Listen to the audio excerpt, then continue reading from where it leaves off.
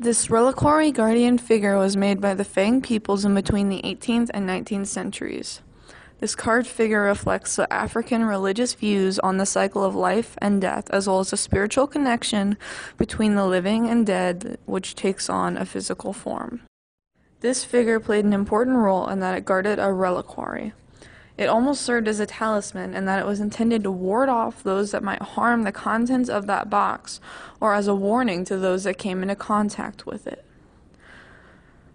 The contents of the box, which were very sacred, primarily pertain to the skull and bones of important community members or ancestors, along with potent objects such as herbs and medicine.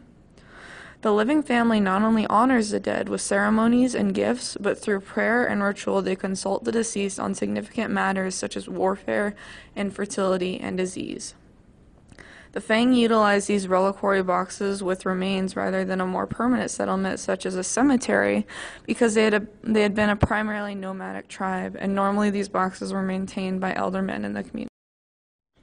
The elongated torso, rounded head, eyes that look down, and hands which are clasped together convey a sense of powerful musculature as well as a sense of calm and contemplativeness and power and strength.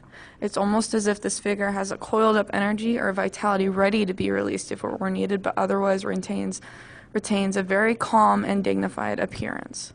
For the Fang, we see an emphasis on the head, particularly the coiffure, and the tubular nature of the limbs and the body.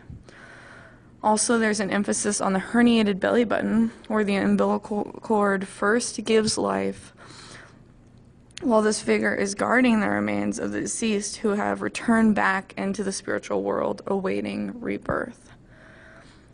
It is important to note that the Fang not only made male figures, but they also made female figures. They were considered just as important as a male counterpart.